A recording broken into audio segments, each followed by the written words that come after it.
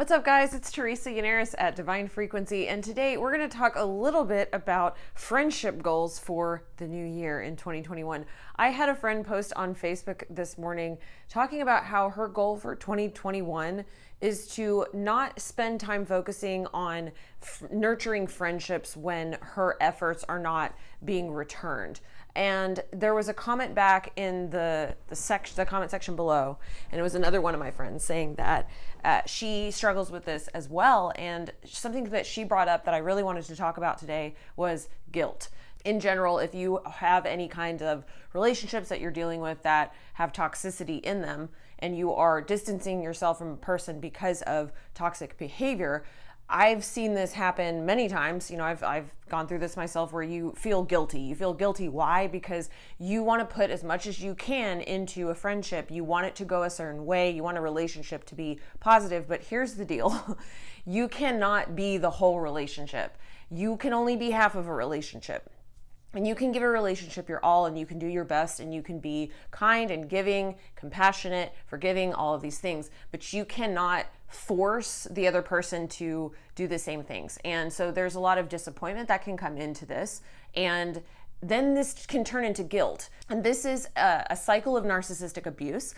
For those of you who have ever been in abusive relationships, you know what I'm talking about, where there is a cycle where a person who's toxic in your life will be very kind to you, they'll love bomb you, all of that. And then as soon as they get you where they want you, and then all of a sudden the toxic behavior starts. Well, so if you're in this type of situation where it goes back and forth, what can happen is you can say, okay, I'm going to do what's healthy for me, because you know it feels horrible when you're being abused. So you cut the relationship off, you cut the person out of your life. And narcissistic abuse cycles is called no contact, going no contact. But then that person will try to re-enter your life. They will try to make you feel guilty. So I don't know where these feelings of guilt are coming from, friend, but think about where the feelings of guilt are coming from. Are they actually coming from this other person who wants you to accept their toxic behavior and wants to continue to abuse you? So they're going to make you feel guilty for, doing what's healthy for you. So there's a level of this that I want to bring into the conversation, but then ultimately the main thing I want to say here is that you are not responsible for anybody else's development. I'm going to say that again.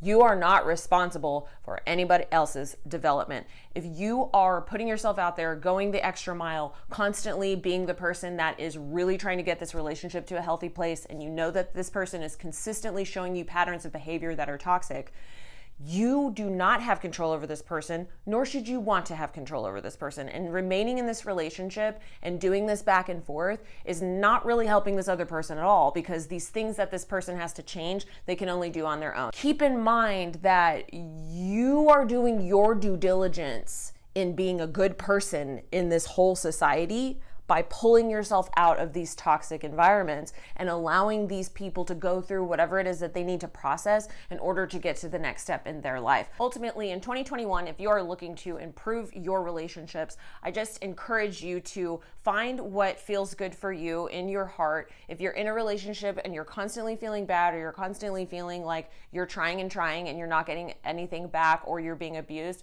it's best to get out of that relationship and allow that person to go through what they need to go through to get themselves to a healthy place. I just want to encourage you that if you're feeling any form of guilt for something, stop and ask yourself, why am I feeling this guilt? Is there a reason for that guilt? Like, is there actually something that you did that you need to ask forgiveness for? Did you do something that you need to, come and talk to somebody about and reconcile? Or is the guilt stemming from someone who's toxic in your life that's wanting you to feel that way so that they can drag you into more toxic behavior? This is a pattern that toxic people learn from childhood, usually from their parents, doing the same thing to them. Imposing that guilt and using that guilt as a tool to manipulate and control patterns of behavior.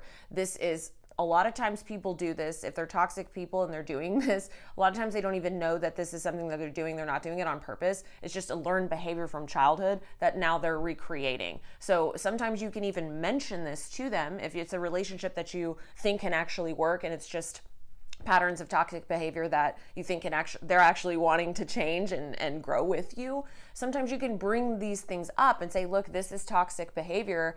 I don't accept you trying to make me feel guilty about a behavior that's healthy for me, setting boundaries. Toxic people don't want you to set boundaries. So sometimes if you highlight these situations, you bring them up, the person you're in the relationship with will be like, oh, I didn't even realize that I was doing that, and they can correct that behavior. So there are different ways that you can handle these things. It comes down to the person that you're in a relationship with.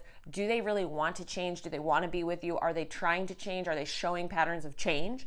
Or are they just recreating toxic environments over and over, where they're doing the bait and switch, where they're being really, really nice and then they're being really, really mean? Figure this out for yourself, and then decide how you want to proceed with it, and that putting yourself back in that place of control where you can either release the person to their own devices, or you can be verbal and stand up for what's right, say what you need to say.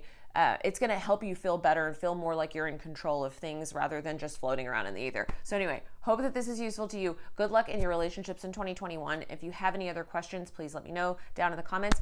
Please like this video and subscribe if you like this kind of content. And my name is Teresa. This is Divine Frequency. Thanks for being here today, guys. All around us are pieces of the gigantic cosmic puzzle.